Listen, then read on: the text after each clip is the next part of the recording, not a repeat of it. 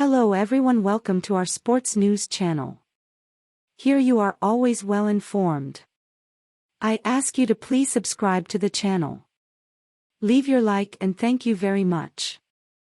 As free agency wanes in the NFL, mock draft season is in full effect and, quiet as it's kept, everyone knows exactly what the Dallas Cowboys will do with the 26th overall pick in the 2023 NFL Draft, except for the Cowboys themselves. That is to say, we can all only have fun speculating until the event gets underway in Kansas City on Thursday, April 27th, but what is known is where this team is in need of an upgrade.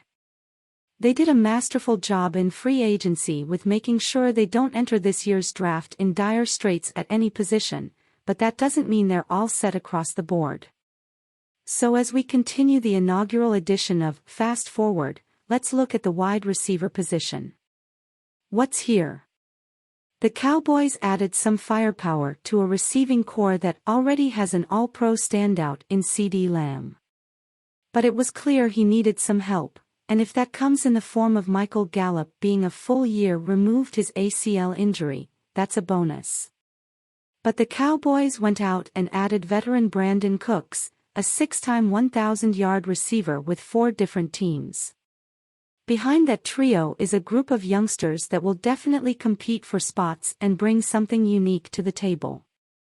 Jalen Tolbert did not have the rookie season anyone hoped for, but has vowed to make a big jump this offseason. Simi Fehoko had an injury that derailed his season after a promising training camp and preseason. And Kavonte Turpin was a Pro Bowl return specialist but figures to have a bigger role in the offense with a full off-season under his belt. Top 2023 prospects. Jackson Smith-Njigba, Ohio State, a local standout from nearby Rockwall who has played just 23 games in 3 years, including 3 last season. But when he's healthy, he's dynamic. Just pull up the 2022 Rose Bowl against Oregon when he set the bowl game record with 347 receiving yards in 1 game. Jordan Addison, USC, in 3 years, he showed the ability to adapt quickly to new offenses. He was a freshman All-American at Pittsburgh in 2020, then had a 17-touchdown season as a sophomore before transferring to USC last year, where he had 875 yards and 8 TDs despite missing 3 games. Jalen Hyatt, Tennessee, visited the Cowboys in their 30 visits last week.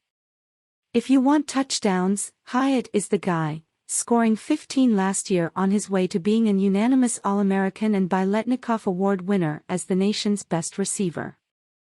Zay Flowers, Boston College, another 30-visit player who lacks overall size but is a dynamic playmaker who was a high-production player at Boston College. He had 1,077 yards and 12 touchdowns and could give instant juice to any offense. Quentin Johnston, TCU, local product who was part of Dallas Day at the Star.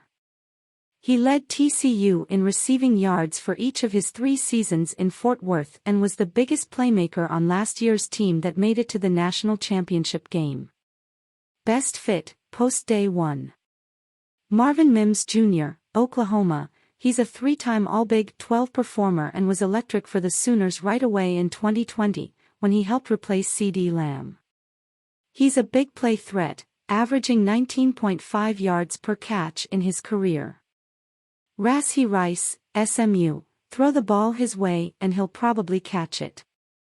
Rice had 233 career receptions for the Mustangs, including 96 last year.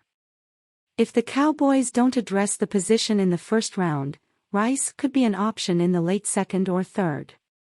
Trey Palmer, Nebraska, speed guy, clocked at 4.33 at the Combine.